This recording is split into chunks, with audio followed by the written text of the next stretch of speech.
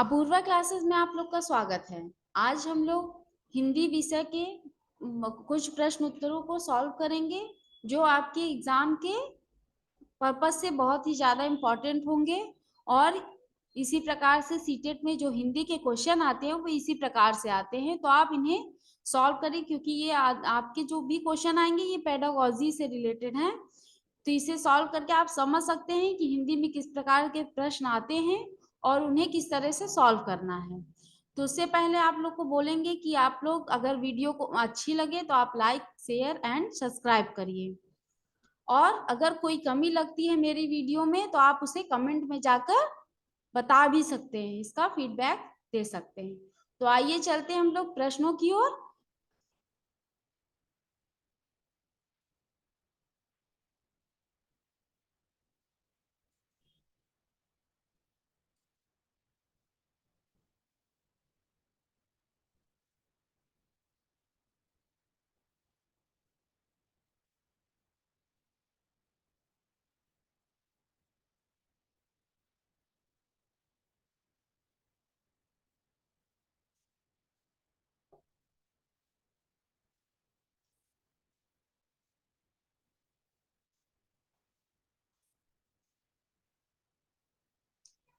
ये देखिए आपके हिंदी के क्वेश्चन है कुछ। ये आपको कैसे सॉल्व करने हैं, जो सीटेट में एग्जाम आते हैं, जो एग्जाम है उसमें सीटेट के क्वेश्चन इसी प्रकार से आते हैं हिंदी के। तो आप इसे एक बार अच्छे से देखिए। पहला क्वेश्चन है आपका, भाषा सीखने में होने वाली त्रुटियों के संदर्भ में कौन सा कथन सत्य नहीं है। जो भाषा सीखी जाती है उसके अंतर्गत कौन सा सत्य नहीं है ये आपको बताना है। त्रुटियां सीखने सिखाने की प्रक्रिया का अभिन्न अंग है।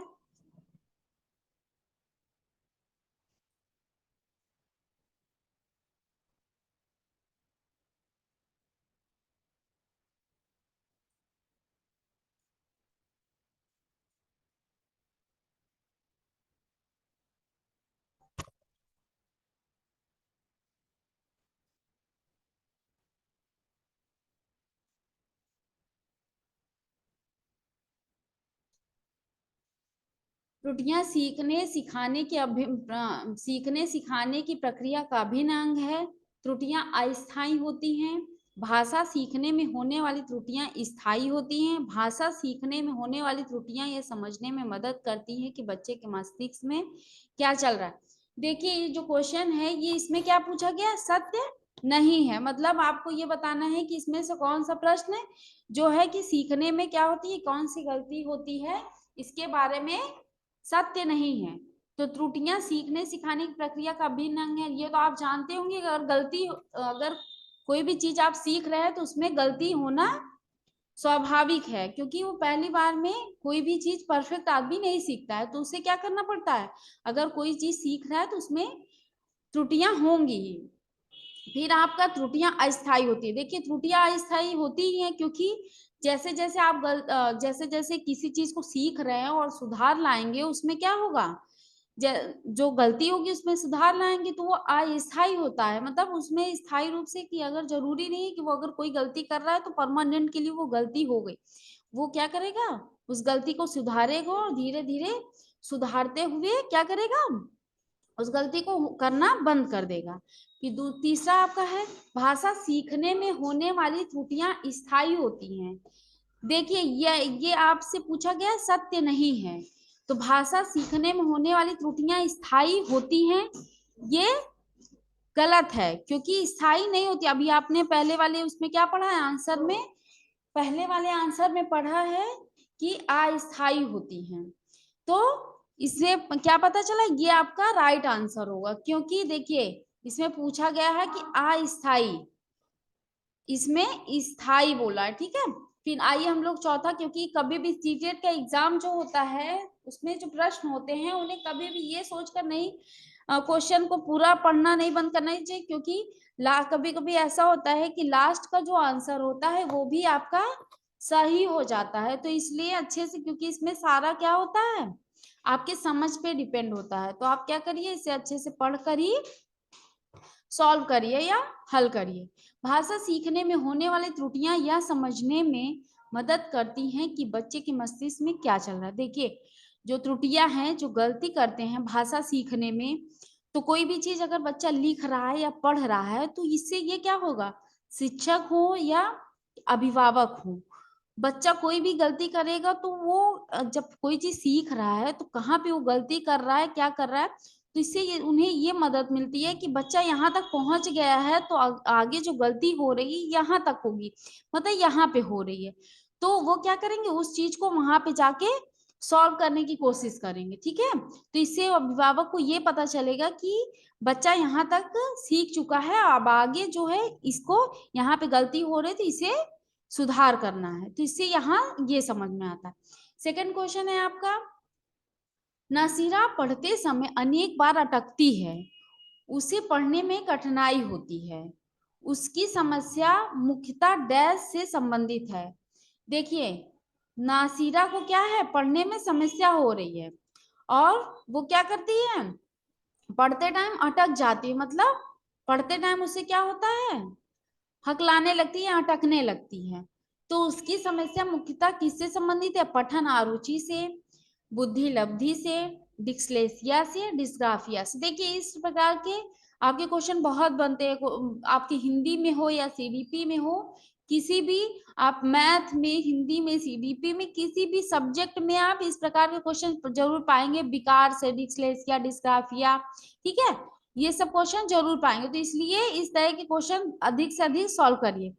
अब आप पठन अरुचि हो गया, बुद्धि लब्धि में कमी है, डिस्लेक्सिया या डिस्ग्राफिया, तो आप जो नरिसा पढ़ने में देखिए अरुचि है तब ना वो पढ़ाई कर रही है, तो उसको रुचि होगी तभी ना बच्चा कोई पढ़ने में वो क्या करता है, अटकती है, मतलब वहां फंस रही है, कोई चीज पढ़ रही है तो अटक जा रही, तो उसे पठन अरुचि नहीं है, ना कि उसकी बुद्धि लब्धि कम है, वो पढ़ने में तो अच्छी है लेकिन क्या है, उसका पढ़ने में अटक रही है, तो बुद्धि लब्धि भी उसकी सामान्य है। डिस्ग्राफिया जो होता है वो लिखने में, जो लिखने का कार्य होता है उसमें विकार होता है, मतलब वो बच्चा क्या होता है, लिखने में उसको उसके लिखावट में विकार होता है। और डिस्लेक्सिया मतलब जो बच्चा होता है वो पढ़ने में क्या होता है, उसका पढ़ने में उसकी क्या होती है, अटकती है, तो इसको कौन सा रोग कहेंगे, ये पढ़ने से रिलेटेड है तो इसको डिस्लेक्सिया कहेंगे। ठीक है, नेक्स्ट आते हैं क्वेश्चन, नेक्स्ट है आपका, भाषा शिक्षक का दायित्व है, भाषा शिक्षक का दायित्व है कि वह सभी बच्चों को क्या करें, भाषा शिक्षक का दायित्व है कि वह सभी बच्चों में भाषा प्रयोग की एक समान कुशलता विकसित करे, सभी बच्चों से समान रूप से प्रश्न पूछे, सभी बच्चों की सहज भाषाई क्षमता को पहचाने, सभी बच्चों को समान रूप से गृह कार्य दे। देखिए इसमें क्या है, भाषा शिक्षक के दायित्व के बारे में बात हो रही, तो जो भाषा शिक्षक होंगे वो क्या करेंगे, सभी बच्चों में भाषा प्रयोग की एक समान कुशलता विकसित करेंगे, ऐसा नहीं है, हर प्रकार के बच्चे होते हैं तो जरूरी नहीं है कि सबके अंदर एक ही समान की भाषा प्रयोग की कुशलता, कोई बच्चा तेज बोलने में अच्छा है, कोई बच्चा थोड़ा धीमे बोलता है, कोई बच्चा बहुत फास्ट हिंदी पढ़ता है या कोई भी सब्जेक्ट भाषा पढ़ता है, कोई बच्चा थोड़ा धीरे पढ़ता है, तो जरूरी नहीं कि सबके अंदर एक ही समान की कुशलता विकसित की जाए। ठीक है, नेक्स्ट है, सभी बच्चों से समान रूप से प्रश्न पूछें, ऐसा भी नहीं है, आप सभी बच्चों से क्या करिए, अलग अलग रूप से प्रश्न पूछिए, कुछ बच्चों से अलग प्रश्न पूछिए, कुछ बच्चों से अलग प्रश्न पूछिए, ये जरूरी नहीं सभी बच्चों से एक ही समान की, कोई बच्चा मंद बुद्धि का है, कोई बच्चा कुशाग्र बुद्धि का है, कोई बच्चा प्रतिभाशाली, तो क्या करिए आप उससे उसी के हिसाब से, मतलब जैसा बच्चा है उसके आईक्यू लेवल से, मतलब उसकी बुद्धि लब्धि के हिसाब से प्रश्न पूछे, ऐसा उसे फील नहीं होना चाहिए कि वो और लोगों से पिछड़ा है। ठीक है, तो और नेक्स्ट है, अपने सभी बच्चों की सहज भाषाई क्षमता को पहचाने, सहज मतलब कुछ बच्चों की मातृभाषा कुछ और होती है, कुछ बच्चों की मातृभाषा मतलब जो घरेलू भाषाएं बोली जाती हैं घर में, तो कुछ बच्चे अलग भाषा में बात करते, कुछ बच्चे, तो जरूरी नहीं आप उनको क्या करिए एक ही भाषा सिखाइए, उनकी मातृभाषा का भी क्या करिए, सम्मान करिए, तो इसीलिए क्या कहा गया है, सभी बच्चों की सहज भाषाई क्षमता को पहचाने, कि उस बच्चे को किस भाषा में रुचि है ये क्या होगा, भाषा शिक्षक का दायित्व होगा।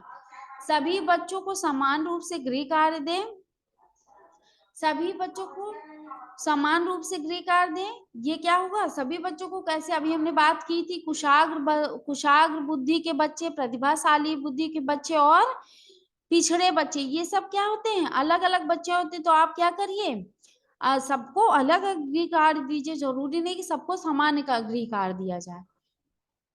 ये आपका कौन सा सही होगा, तीसरा, सभी बच्चों की सहज भाषाई क्षमता को पहचाने।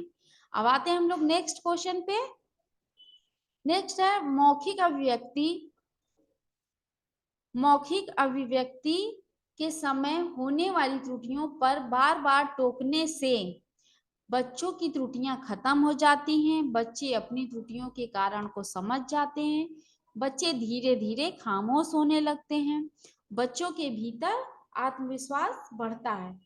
देखिए मौखिक अभिव्यक्ति मतलब कोई बच्चा अगर आपसे क्या करता है, बातचीत कर रहा है या बोल रहा है, तो आप क्या करेंगे, कोई अगर कोई वर्ड वो गलत बोल रहा है तो आप क्या करिए, बार बार टोकना नहीं चाहिए। क्या होगा, बच्चों की त्रुटियां खत्म हो जाती हैं। ऐसा नहीं है, बच्चे धीरे धीरे, अब जरूरी कोई बच्चा हकला रहा है तो उसके अंदर वो क्या थोड़े दिन बाद वो हकलाना बंद कर, नहीं, वो उसकी त्रुटि नहीं, एक विकार हो जाता है।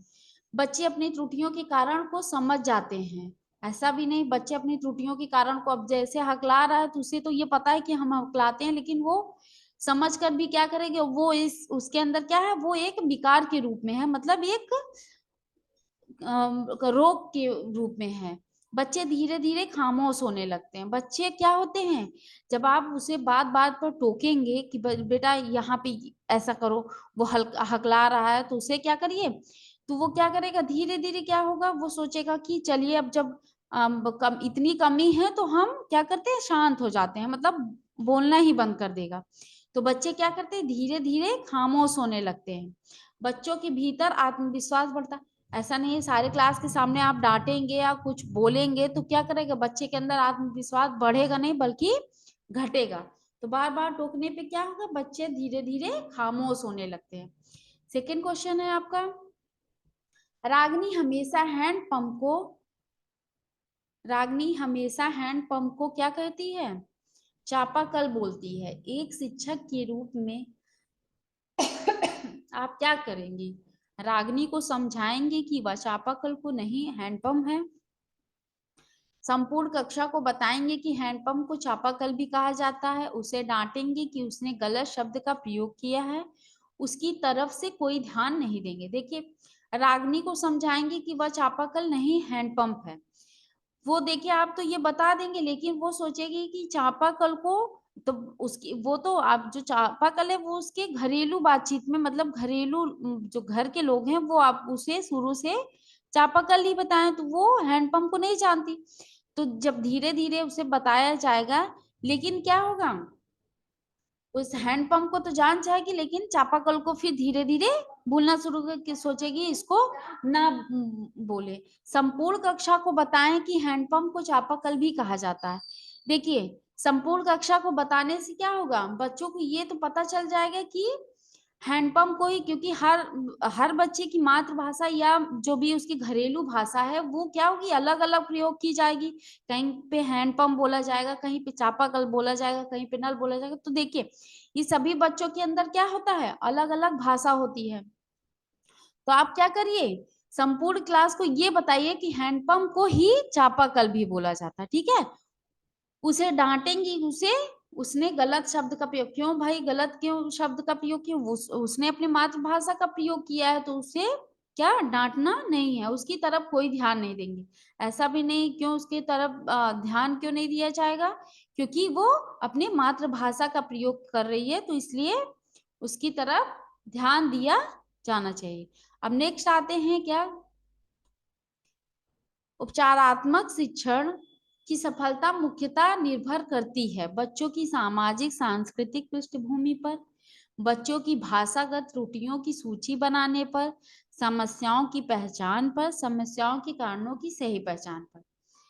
देखिए, जो उपचारात्मक शिक्षण होता है वो किस लिए होता है, बच्चा कहाँ त्रुटि कर रहा है, किस सब्जेक्ट में या किस विषय में त्रुटि कर रहा है, कहाँ पे कौन सी त्रुटि हो, उसे क्या कहते हैं, बच्चों की सामाजिक या सांस्कृतिक पृष्ठभूमि से उसे कोई भी लेना देना नहीं होता।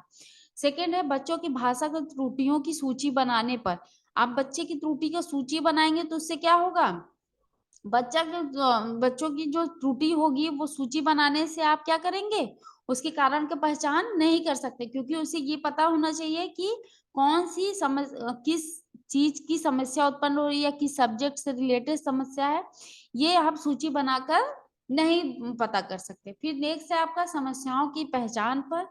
देखिए, ये कुछ तो सही लग रहा है, क्योंकि समस्या की पहचान तो की जाती है, फिर समस्याओं के कारणों की सही पहचान पर। देखिए यहाँ पे क्या हुआ, समस्याओं की पहचान अभी यही जल्दी में आप पढ़िए और तीसरे पर टिक कर दिए, लेकिन चौथा पढ़ेंगे तो आपको पूर्णतः पता चलेगा कि ये सही होगा। समस्याओं के कारणों की सही पहचान पर। देखिए, जब समस्या होगी और समस्या का कारण आप जानेंगे कि ये समस्या किस लिए उत्पन्न हो रही है, कहाँ से उत्पन्न हो रही है, तो ये आप कारण की पहचान कर कर ही उसका उपचारात्मक शिक्षण का, तो जो पहचान की जाता है उसे क्या बोलते हैं, उसे बोलते हैं निदात्मक शिक्षण। ठीक है। भाषा के संदर्भ में निदात्मक परीक्षण का उद्देश्य, निदात्मक परीक्षण का उद्देश्य क्या होता है भाषा के शिक्षण में, बच्चों की बच, बच्चों हेतु भाषा प्रयोग के अवसर जुटाना, बच्चों को अगली कक्षा में प्रोन्नत करना, बच्चों को विभिन्न श्रेणियों में विभक्त करना, बच्चों की भाषा प्रयोग संबंधित कठिनाइयों को संबंधित संभावित कारणों की पहचान करना। देखिए, निदात्मक शिक्षण निदात्मक परीक्षण का उद्देश्य क्या है, निदात्मक देख अगर आप निदान मतलब किसी समस्या के कारण को पता करना और उसके बाद उसकी क्या करना, उपचार करना। उपचार करना क्या, उपचारात्मक शिक्षण को ही उपचार करना बोलते हैं। तो पहले आप कारण का पता करेंगे, तो कारण को पता ही करना क्या बोलते हैं, उसे निदात्मक परीक्षण बोलते हैं। बच्चों हेतु भाषा प्रयोग के अवसर जुटाना, बच्चों हेतु भाषा प्रयोग के अवसर जुटाना, ऐसा नहीं है भाषा प्रयोग के अवसर जुटाने से आप क्या उसके कारण का पता कर सकते हैं, ऐसा भी नहीं। बच्चों को अगली कक्षा में प्रोन्नत करना, आप अगली कक्षा में बच्चे को क्या करेंगे, अब आगे ऋण करके या पास करके आप आगे बढ़ाएंगे तो क्या होगा, उसे उसके कारण का पता चलेगा नहीं। बच्चों को विभिन्न श्रेणियों में विभक्त करना, अलग अलग श्रेणी बना के बच्चों को विभक्त करने से उनके कारणों का पता नहीं चलता। बच्चों की भाषा प्रयोग संबंधित कठिनाइयों के संभावित कारणों की पहचान करना। अभी हम लोग पहले वाले इसके पहले जो क्वेश्चन सॉल्व किए थे उसमें हम लोगों ने पढ़ा था कि समस्याओं के कारणों को सही पहचान। तो सेम देखिए, निदात्मक परीक्षण का भी क्या होता है, उद्देश्य यही होता है कि बच्चों जो संबंधित कठिनाई आ रही है वो किस जगह पे आ रही, क्यों आ रही है, इसकी पहचान करना, इसी को क्या बोलते हैं, निदात्मक शिक्षण बोलते हैं। अब आते हैं हम लोग नेक्स्ट क्वेश्चन पे। कल का हिंदी में भाषा बोलते समय कई बार अटकती है, आप क्या करेंगे, उसे प्रभावपूर्ण अव्यक्त के नमूने सुनाएंगे और कहेंगे कि उसे भी हूबहू ऐसे ही बोलना है। कक्षा के बाकी बच्चों से कहेंगे कि कलिका के समक्ष प्रभावपूर्ण अभिव्यक्ति के नमूने प्रस्तुत करें। कक्षा के कक्षा में केवल कलिका को ही बार बार बोलने के लिए कहेंगे, धैर्य रखते हुए उसे सहज अभिव्यक्ति के लिए प्रोत्साहित करेंगे। देखिए, जो कलिका छात्रा है वो क्या करती है, पढ़ते टाइम उसको क्या होता है, कई बार अटकती है, तो उसे क्या करना है, प्रभावपूर्ण व्यक्ति, कोई बच्चे को आप खड़ा कर देंगे और कहेंगे तुम सुनाओ, मतलब कोई चीज पढ़कर उसे सुनाओ, और फिर उसके बाद वो आप उससे ही बोलेंगे कि हूबहू ऐसे ही बोलना है, तो क्या उसका अटकना बंद हो जाएगा। कक्षा के बाकी बच्चों से कहेंगे कि कलिका के समक्ष प्रभावपूर्ण व्यक्ति करें। क्या अपने विचारों को व्यक्त करने से क्या होगा, कलिका के अंदर सुधार आएगा कि वो अटक अटक के ना बोले। कक्षा में केवल कलिका को ही बार बार बोलने के लिए कहेंगे, धैर्य रखते हुए उसे सहज अभिव्यक्ति के लिए प्रोत्साहित करेंगे। देखिए, कलिका है उसे क्या करना है, खड़ा करना है, उसके बाद उससे क्या कहेंगे कि धैर्य रखते, मतलब धीरे से और सहज रूप से आप जिस प्रकार से अपने विचारों की अभिव्यक्ति कर सकती हैं उसे आराम से करिए, ऐसा हड़बड़ी में, क्योंकि कुछ बच्चे ऐसे होते हैं जो हड़बड़ी में बोलने में अटकते हैं, तो उसे क्या करिए, आप धैर्य रखते हुए उसे सहज अभिव्यक्ति के लिए प्रोत्साहित करेंगे। इसका आंसर क्या होगा, चौथा होगा। ये चौथा आंसर है। अब नेक्स्ट क्वेश्चन है, स्वालीन विकास में बच्चा अपने ऑटिस्टिक डिसऑर्डर अपने हाथ पैर हिलाने में कठिनाई का अनुभव करता है, सामाजिक अंतःक्रिया को संप्रेषण में कठिनाई का अनुभव करता है, अक्सर खाने से मना कर देता है, अपने ही कार्यों में लीन रहता है। देखिए, जो बच्चा होता है वो क्या करता है, अपने हाथ पैर हिलाने में कठिनाई का अनुभव करता है, ऐसा नहीं है। कठिनाई का अनुभव करेगा तो क्या करेगा, ऑटिस्टिक डिसऑर्डर में ऐसा। देखिए, नया क्वेश्चन है, इसको थोड़ा सा अच्छे से समझ कर ही पढ़िए। सामाजिक अंतःक्रिया और संप्रेषण में कठिनाई का अनुभव, वो बच्चा क्या कर, स्वलीन मतलब अपने में ही लीन रहना, वो किसी समाज से मतलब नहीं रखना चाहता, तो इस ऐसे बच्चों को क्या कहते हैं, स्वालीन विकास। मतलब उसके अंदर क्या होता है, अकेलेपन का विकास होने लगता है, वो अकेलेपन में ही रहना पसंद करता है, तो उसे क्या होता है, सामाजिक अंतःक्रिया और संप्रेषण में कठिनाई का अनुभव करता है। मतलब अगर उसके आसपास समाज है या, तो वो किसी से बातचीत करना पसंद नहीं करता, उसे क्या होता है, कठिनाई का अनुभव होता है। तो ऐसे बच्चों में क्या होता है, सामाजिक अंतःक्रिया और संप्रेषण में कठिनाई का अनुभव, अक्सर खाने से मना, ऐसा भी नहीं है, अपने ही कार्यों में लीन रहता है। ये कुछ ठीक है, लेकिन ये सबसे अच्छा है कि सामाजिक अंतःक्रिया और संप्रेषण में कठिनाई का अनुभव करता है। नेक्स्ट क्वेश्चन है आपका, लिखित कार्यों की जांच में बच्चों की सहायता लेने से, लिखित कार्यों की जांच से बच्चों की सहायता लेने से केवल पठन कौशल का अभ्यास होता है। लिखित कौशल को, लिखित कौशल को क्या करते हैं, बच्चों की सहायता लेने से किसकी, केवल पठन कौशल का विकास, ऐसा नहीं है आप लिखित कार्य कर रहे हैं और केवल पठन कौशल का विकास होगा, अभ्यास होगा, ऐसा नहीं। बच्चे ज्यादा गलतियां ढूंढना सीख जाते हैं। लिखित कार्य कर रहे हैं उसमें बच्चा क्या करता है, गलतियां ढूंढना सीख जाते हैं। बच्चों को दूसरों की हस्तलिखित सामग्री को पढ़ने का अवसर और अवलोकन क्षमता के विकास का अवसर मिलता है।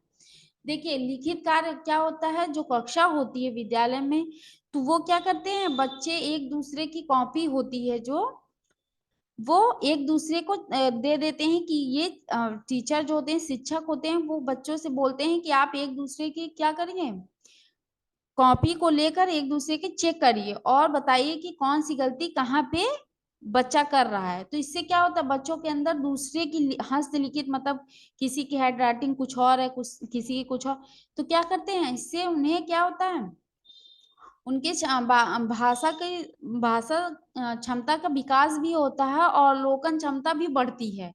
मतलब अगर आप बच्चा क्या करेगा, डर से ही सही, लेकिन वो धीरे धीरे एक एक अक्षर को पढ़ेगा और समझेगा कि यहाँ पे कौन सा बच्चा, इसे वो रुचिपूर्ण मतलब रुचि तरीके से उसे लेगा भी और पढ़ाई भी करेगा।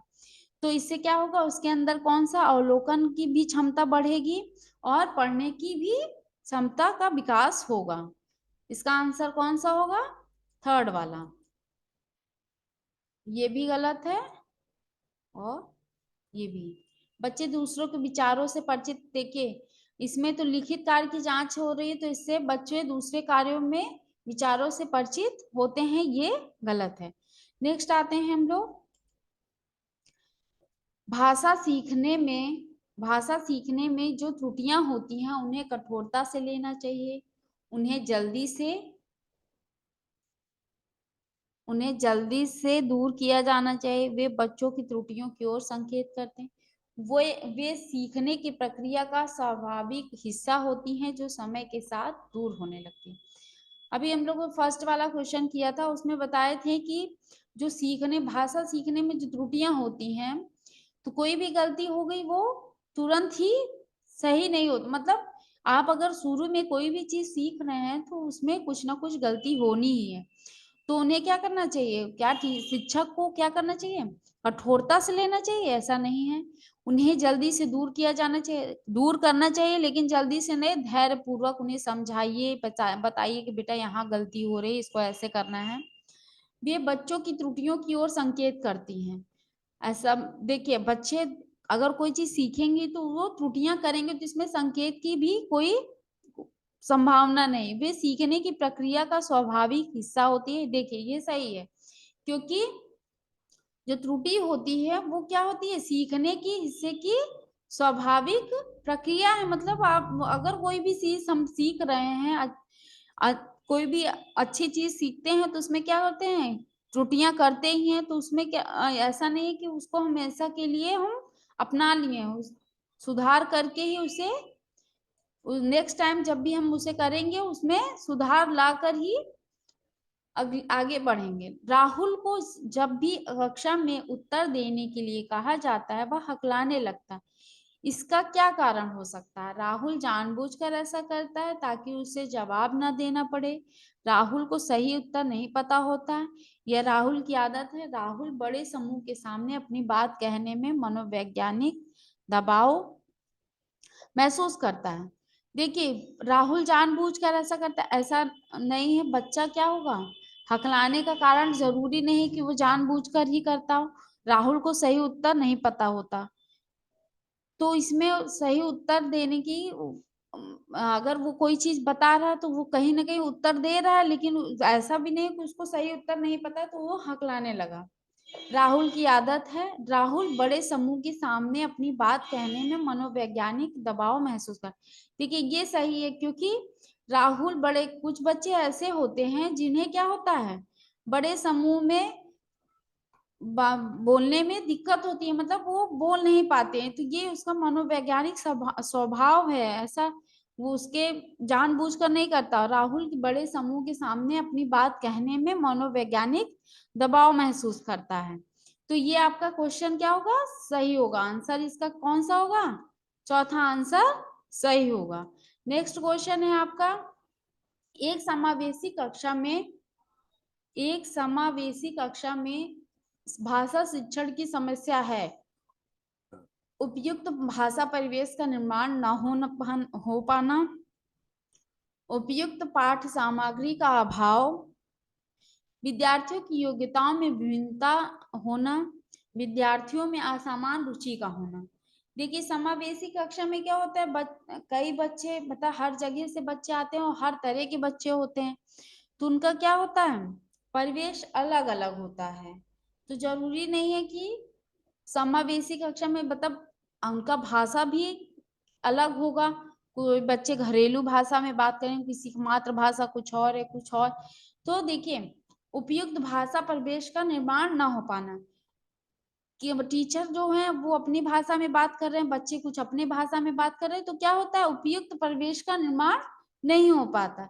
इसका उपयुक्त पाठ सामग्री, इसका कोई मतलब ही नहीं बनता। उपयुक्त पाठ सामग्री का अभाव, पाठ सामग्री से समावेशी कक्षा का, विद्यार्थियों की योग्यताओं में विभिन्नता का होना, सभी बच्चों में क्या होता है, अलग अलग योग्यताएं होते हैं, तो उससे भी समावेशी कक्षा में कोई भी ऐसी कठिनाई नहीं आती।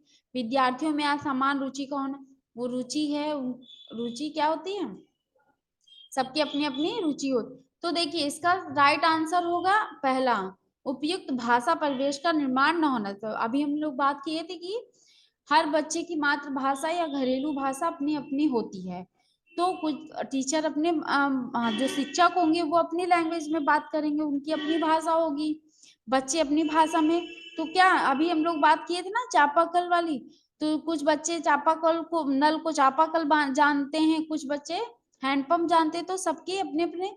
तो इससे क्या होता है, भाषा परिवेश का निर्माण हो पाना मुश्किल होता है।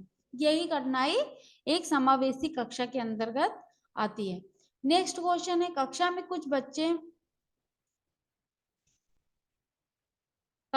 कुछ बच्चे गलत वर्तनी का प्रयोग करते हुए लिखते हैं, आप क्या करेंगे? इस एक सहज और स्वाभाविक प्रक्रिया मानते हुए कक्षा प्रिंट समृद्धि का निर्माण करेंगे। शब्दों को 10-10 बार सही तरीके से लिखने के लिए कहेंगे। बच्चों को उनकी त्रुटियों का एहसास कराएंगे। गलत वर्तनी वाले शब्दों पर लाल स्याही से घेरा या क्रॉस लगाएंगे।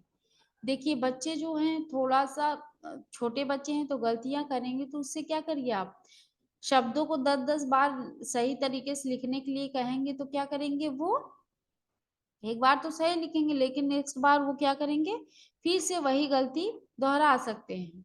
फिर बच्चों को उनकी त्रुटियों का एहसास कराएं। ऐसा नहीं बच्चों को अगर आप त्रुटियों का एहसास करा रहे हैं तो वो छोटे बालक कितने बड़े होते ही हैं, तो वो कितना भी आप उन्हें एहसास कराइए समझ में नहीं आता है। गलत वर्तनी वाले शब्दों पर लाल स्याही घेरा या क्रॉस लगाएं। देखिए ये भी गलत है, क्योंकि लाल स्याही या घेरा लगाने से बच्चों के अंदर जो त्रुटियां हो रही हैं वो सुधार नहीं सकते। इसे एक सहज और स्वाभाविक प्रक्रिया मानते हुए, अभी हम लोगों ने क्या बात की थी, सीखने में क्या होती है, त्रुटियां होती ही हैं, तो आप क्या करिए बच्चों को एक सहज एवं स्वाभाविक जो कक्षा है उनकी क्लासरूम है उसमें क्या करिए अच्छे अच्छे प्रिंट या जो त्रुटियां हो रही हैं जिस प्रकार से उसकी क्या करिए प्रिंट बना करके या पोस्टर लगवाइए। उससे क्या होता है बच्चे बार बार अगर उसको दिमाग में रखेंगे तो उनके हमेशा उस चीज को जब भी वो गलती करेंगे तो उसे एक बार रिमाइंड करेंगे और उस चीज को सुधार लाएंगे। नेक्स्ट क्वेश्चन है आपका 15, उपचारात्मक शिक्षण की सफलता। उपचारात्मक शिक्षण की सफलता निर्भर करती है उपचारात्मक शिक्षण की सामग्री पर, भाषाई नियमों पर, समय व अवधि पर, समस्याओं के कारणों की सही पहचान पे। देखिए उपचारात्मक शिक्षण, आप ये क्वेश्चन भी आपका एक दो बार जरूर पूछा गया है, तो इसलिए एक बार अच्छे से आप देख लीजिए उपचारात्मक शिक्षण और निदात्मक शिक्षण में क्या अंतर है। उपचारात्मक शिक्षण क्या होता है, उपचार के लिए अगर आप कारण का पता लगा लिए, जो डॉक्टर होते हैं क्या करते हैं पहले आपके कारण का पता लगाते हैं कि आपको क्या समस्या है, किस लिए मतलब किस वजह से है, ठीक है, उसके बाद ही उसका उपचार करना शुरू करते हैं। तो पहले निदात्मक मतलब निदान करने के लिए उसकी मतलब निदान, जब निदान उसका क्या करते हैं समस्या को जानते हैं तो उसे क्या कहते हैं निदान करना, और जानकर उसका उपचार करना मतलब उसके लिए दवा देना, वो उसका उपचारात्मक होता है, ठीक है, उपचार करना।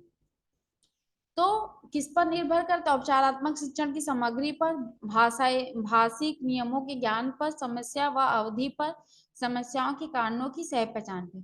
ये आपका सही समस्याओं के कारणों की सही पहचान पे, इसको क्या बोलेंगे, निदात्मक निदात्मक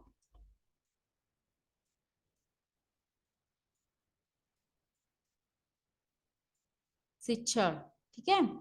अब नेक्स्ट आते हैं हम लोग, गृह कार्य के बारे में कौन सा कथन उचित है।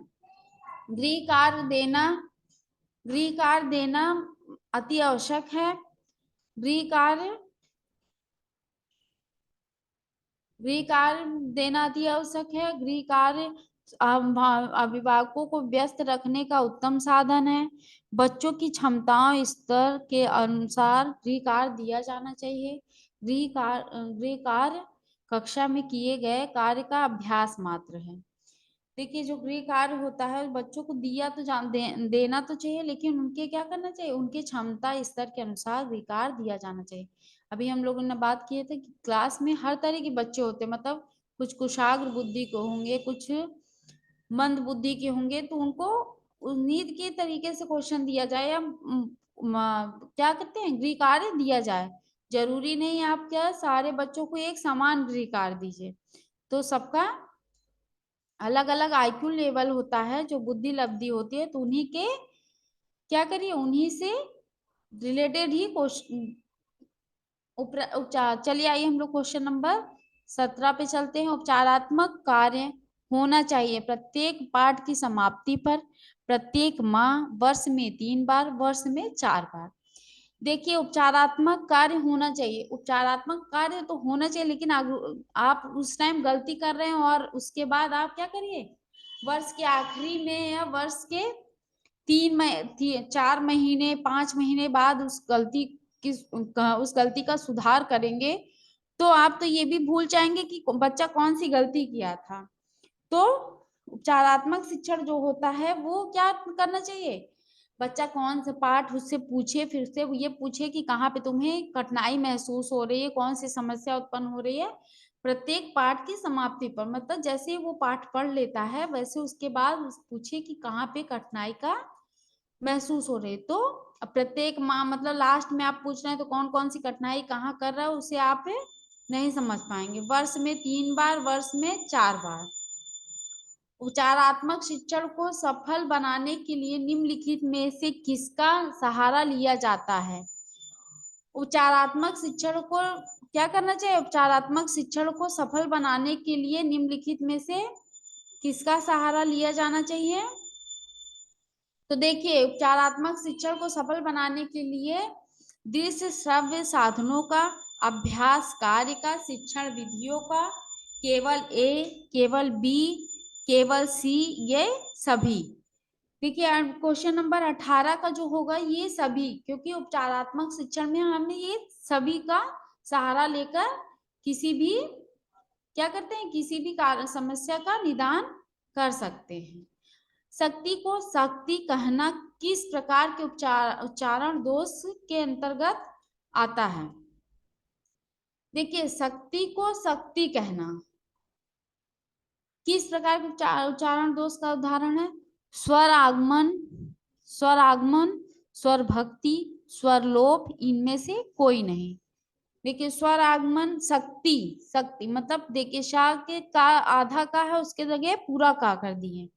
तो आ का आम, आपका आ किस में आता है, जो छोटा आ है शक्ति, आधा का था मतलब केवल व्यंजन का प्रयोग हुआ था, वहां पे क्या किया गया, स्वर का प्रयोग किया गया। तो स्वर भक्ति, ऐसे बच्चे ऐसा उच्चारण दोष किसके अंतर्गत आएगा, स्वर भक्ति, इसके अंदर आ का आगमन हो गया तो इसलिए इसको स्वर भक्ति कहेंगे।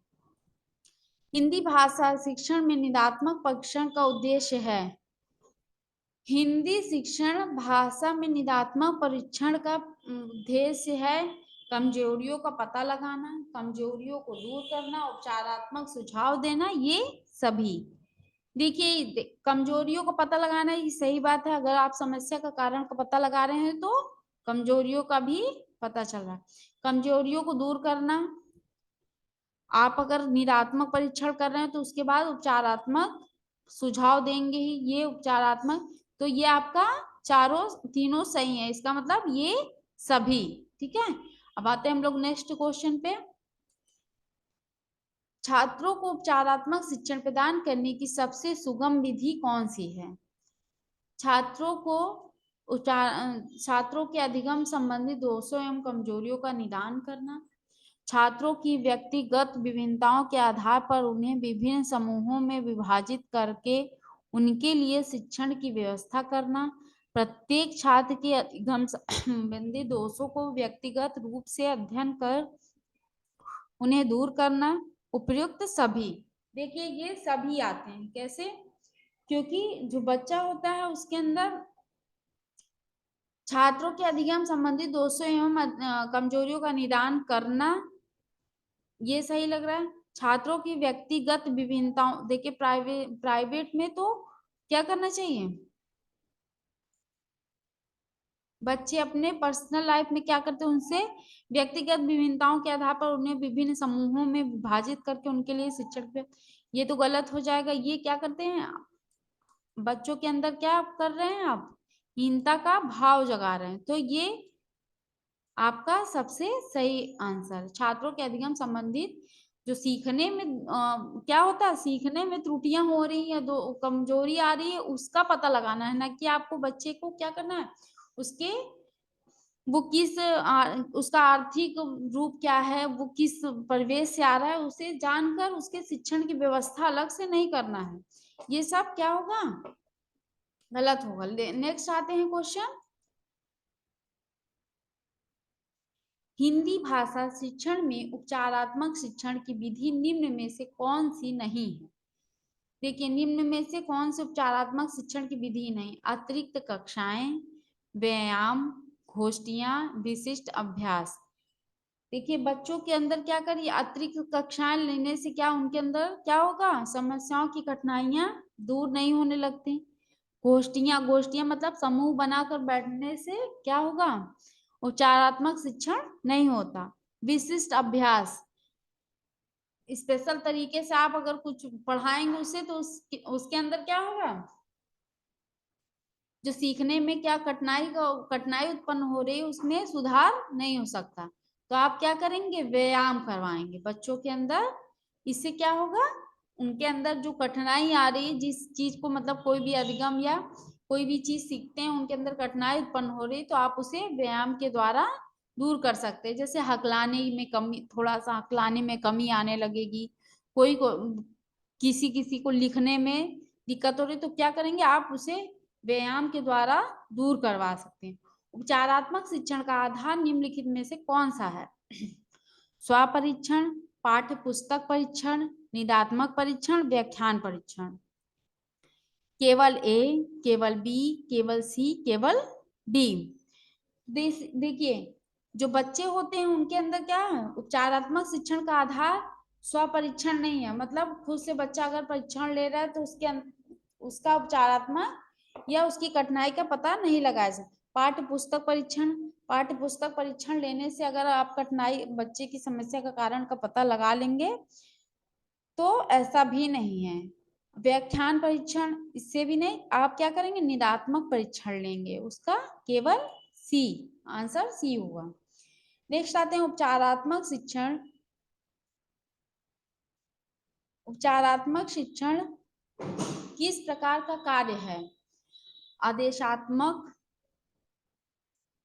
अनुदेशात्मक, नकारात्मक, सैद्धांतिक। उपचारात्मक शिक्षण जो होता है किस प्रकार का कार्य है, तो आदेशात्मक नहीं है, क्योंकि समस्या का कारण का पता लगाना है, तो इसमें आदेश। अनुदेशात्मक मतलब उसे क्या करना, कारण का पता लगा करके उपचार करना, उसको क्या कहेंगे, अनुदेशात्मक। किस प्रकार का कार्य है, अनुदेशात्मक। नकारात्मक ये भी नहीं है, सैद्धांतिक ये भी नहीं है। तो आपका इसका आंसर कौन सा हो गया, सेकेंड वाला। उपचारात्मक शिक्षण का उद्देश्य, उपचारात्मक शिक्षण का उद्देश्य क्या होगा, उपचारात्मक शिक्षण का उद्देश्य छात्रों की प्रारंभिक त्रुटियों में सुधार करना, छात्रों की ज्ञान संबंधित त्रुटियों को दूर करना, छात्रों में आत्मविश्वास जगाना। उपयुक्त सभी। उपचारात्मक शिक्षण का क्या होगा, छात्रों की प्रारंभिक त्रुटियों में सुधार करना, मतलब बच्चा जैसी गलती कर रहा है वैसे उसका सुधार करना, तो ये तो उपचारात्मक शिक्षण नहीं होगा, ये क्या होगा, निदात्मक शिक्षण होगा। छात्रों की ज्ञान संबंधित त्रुटियों, ये इसमें ऐसा उपचारात्मक शिक्षण में ये नहीं कहा जाता कि उसके ज्ञान संबंधित, उसके अंदर कोई भी त्रुटि हो रही या कोई भी कमी होती है तो उसमें उसको दूर करने की के लिए ही क्या करते हैं, उपचारात्मक शिक्षण का सहारा लिया जाता है। तो छात्रों में आत्मविश्वास जगाना, ये चारों सही है, ठीक है। उपयुक्त सभी, उपयुक्त होगा सभी, ये तीनों सही है। छात्रों में प्रारंभिक त्रुटियों में सुधार करना, ये भी सही है। जैसे जैसे बच्चा मतलब जैसे जैसे पढ़ रहा है वैसे अगर गलती कर रहा है तो वहां पे क्या करेंगे, शिक्षक उसे उस त्रुटि का सुधार करेंगे। छात्रों की ज्ञान संबंधित त्रुटियों को दूर करना, जो ज्ञान मतलब बच्चों के अंदर क्या भाषा से रिलेटेड या ज्ञान से संबंधित जो भी त्रुटियां या गलतियां कर रहा है उसे दूर करना, बच्चों के अंदर क्या करना, आत्मविश्वास जगाना। ये आपका क्या हो गया, क्वेश्चन नंबर 25। 26 आ गया, उपचारात्मक शिक्षण के निम्नलिखित में से कौन सा कार्य नहीं है? इसमें क्या पूछा, कार्य नहीं किया जाना चाहिए। सतत एवं व्यापक मूल्यांकन, प्राथमिक स्तर के बच्चों के परीक्षण में केवल परीक्षा में बच्चों के परीक्षा में फेल होने पर उन्हें अगली कक्षा में प्रोन्नत करने से रोकना। फिर नेक्स्ट है आपका उच्चतर माध्यमिक कक्षाओं में विज्ञान विषय को अलग अलग संकायों के रूप में पढ़ाना। माध्यमिक कक्षाओं में विज्ञान विषय को संयुक्त माध्यमिक कक्षाओं में विज्ञान विषय को संयुक्त विषय के रूप में पढ़ाना। देखिए इसका आंसर आपका होगा प्राथमिक स्तर। देखिए इसमें क्वेश्चन में क्या पूछा गया, नहीं है। उपचारात्मक शिक्षण का आप ये थोड़ी कर सकते हैं कि बच्चे को कोई चीज, अगर कोई चीज में कठिनाई का महसूस हो रहा है तो वो आप करिए, उसे कक्षा में ही, अगली कक्षा में ना जाकर उसे उसी कक्षा में रोक देना। तो ये क्या करना होगा, बच्चे के आत्मविश्वास को कम करना होगा। तो आपका क्या करिए, प्राथमिक स्तर के बच्चों की परीक्षा में फेल होने पर उन्हें अगली कक्षा में प्रोन्नत करने से रोकना नहीं चाहिए, क्योंकि इससे क्या होता है, बच्चों के आत्मविश्वास को ठेस पहुंचती है या उनके अंदर कमी आती है कि हम मंद बुद्धि के बालक हैं, इसलिए आगे तो वो क्या करेगा, अगली कक्षा में अगर जाएगा तो वो थोड़ा सा मेहनत करेगा। तो इसका आंसर क्या होगा, प्राथमिक, सेकेंड आंसर होगा। फिर आते हैं हम लोग नेक्स्ट आंसर पे, नेक्स्ट क्वेश्चन पे। नेक्स्ट क्वेश्चन है आपका, यदि प्राकृतिक कारणों से बालकों में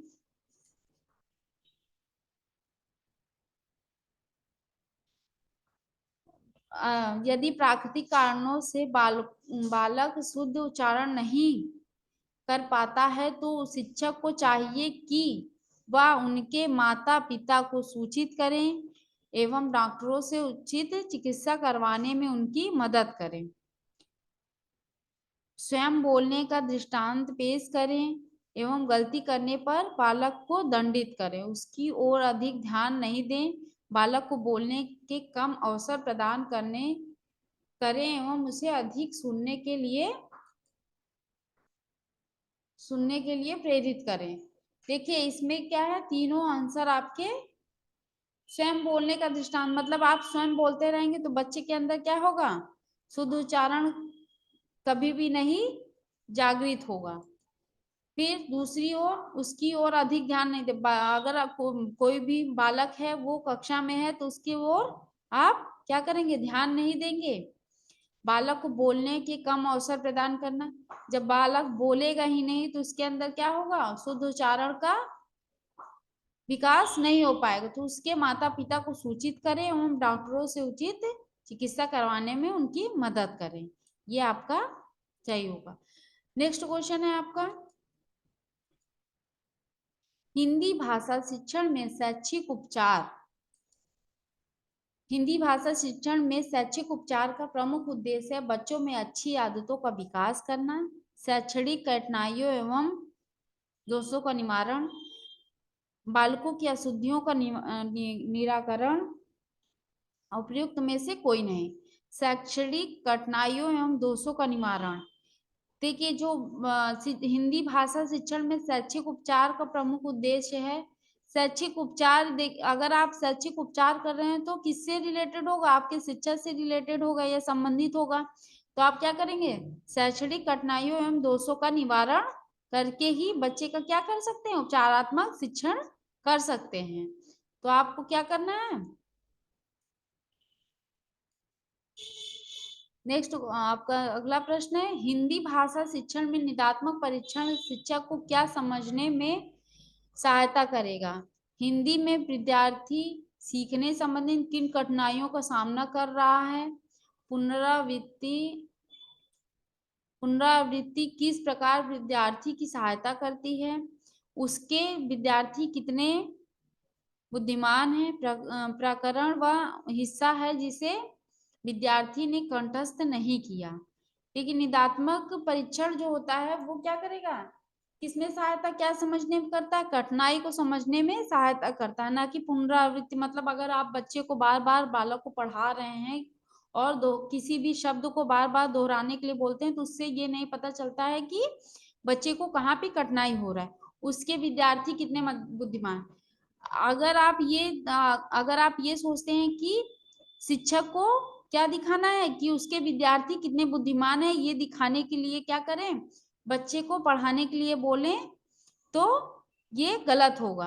प्रकरण वह हिस्सा है जिसे विद्यार्थी ने कंठस्थ नहीं किया। कंठस्थ शब्द ही आपका क्या होता है, निगेटिव होता है। तो इसमें क्या होगा आंसर, कठिनाई का पता लगाना, हिंदी में विद्यार्थी सीखने संबंधित किन कठिनाइयों का सामना कर रहा है, ये किसमें आता है, निदात्मक परीक्षण के अंतर्गत आता है। नेक्स्ट क्वेश्चन है आपका क्वेश्चन नंबर 30, बोलने में कठिनाई अनुभव करने वाले छात्र कठिनाई अनुभव करने वाले छात्रों को अधिक से अधिक बोलने व पढ़ने का अवसर मिलना चाहिए। छात्रों के मन से भय एवं झिझक की भावना निकालनी चाहिए। छात्रों को अभ्यास के समुचित अवसर उपलब्ध कराना चाहिए। उपयुक्त सभी, देखिए ये सही लग रहा है, क्योंकि जितना बच्चे को बोलने और पढ़ने का अवसर मिलेगा उसकी क्या होगा, उसकी भाषा संबंधित जितने भी विकार होंगे या कठिनाई आ रही होगी वो क्या करेगा। अवसर शब्द वैसे भी आपका क्या होता है, पॉजिटिव वर्ड हो तो जैसे ये शब्द मिले ये आप अंडरलाइन करिए। फिर छात्रों के मन से भय एवं झिझक की भावना निकालनी चाहिए। देखिए बच्चा जैसे जितने अच्छे से बोलने में क्या करेगा, विकास करेगा, उसकी कठिनाई का अनुभव नहीं करेगा, वो उसके अंदर क्या होगा, भय एवं झिझक धीरे धीरे क्या होगी, निकलती जाएगी। छात्रों को अभ्यास के समुचित अवसर उपलब्ध करवाना चाहिए, ये सही, अवसर उपलब्ध करवाना चाहिए। उपयुक्त में से सभी, ये तीनों आंसर आपके सही हैं। बच्चे क्या होता है, कठिनाई का अनुभव करने वाले छात्रों में क्या होगा, जैसे जैसे ये सब आप करवाएंगे तो वो धीरे धीरे उनको कठिनाई का अनुभव नहीं होगा। तो ये आपका क्या होगा आज का, यहाँ तक आपके इतने क्वेश्चन ही थे। अगले वीडियो में हम लोग मिलेंगे, तब तक के लिए हाँ, अगर आपको ये वीडियो ऐसी वीडियो चाहिए तो आप क्या करिए, इस चैनल को सब्सक्राइब करिए और लाइक करिए। तब तक के लिए गुड नाइट।